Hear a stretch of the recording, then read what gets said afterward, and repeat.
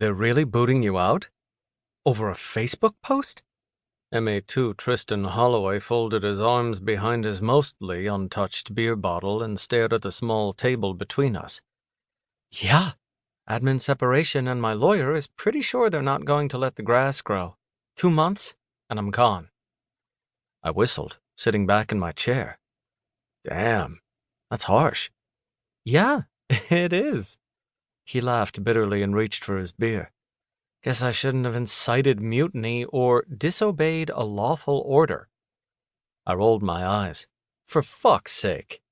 I think you were stupid to post it, but they're making... Well, I mean, you didn't incite mutiny. Yeah, well, he muttered into the bottle. Not much I can do about it now. Watching him across the table, I actually felt sorry for him. We hadn't gotten along at all since he'd been transferred to our shitty little base on the down east coast of Maine, and there'd been times when finding out he was getting booted would have made my day, but he wasn't actually a bad dude.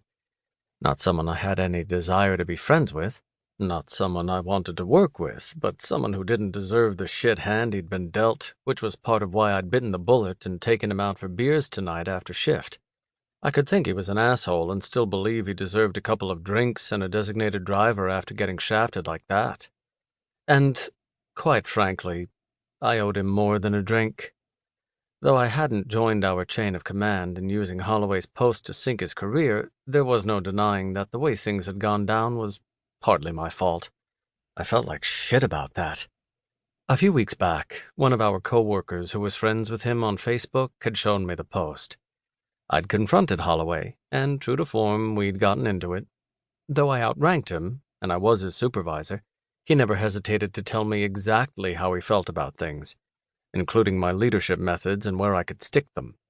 I'd never escalated that to our chiefs or made a big thing out of it because I'd always assumed he was one of those E5s who'd been left jaded by his time at sea and in combat.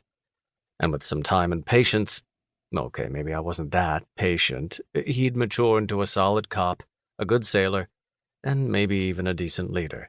I just had to keep at him and hope his mouth didn't get him in trouble with our upper chain of command, which it had.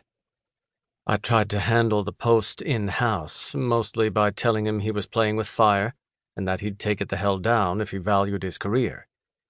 He definitely didn't want any of our senior leadership to catch wind of it because they had little, if any, patience for insubordination and had, shall we say, some political leanings that would seriously color their response to that particular post.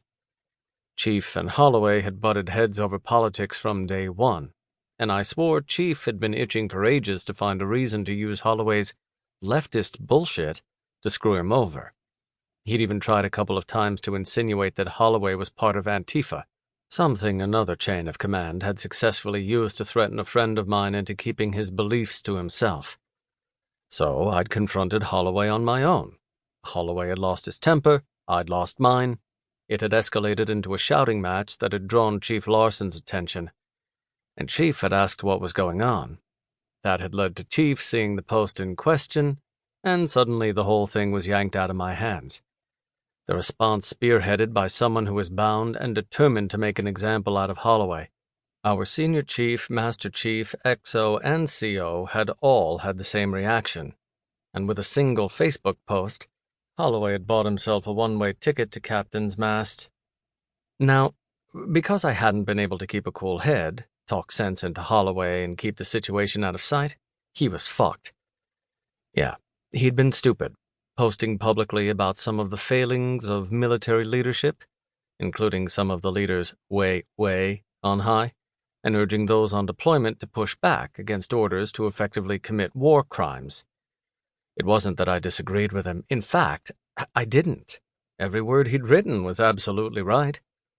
The problem was that we all knew damn well that the military valued our freedom of speech about as much as they valued our need for sleep. You either towed the line, or you got the toe of someone's boot in your ass, and that was what had happened to Holloway.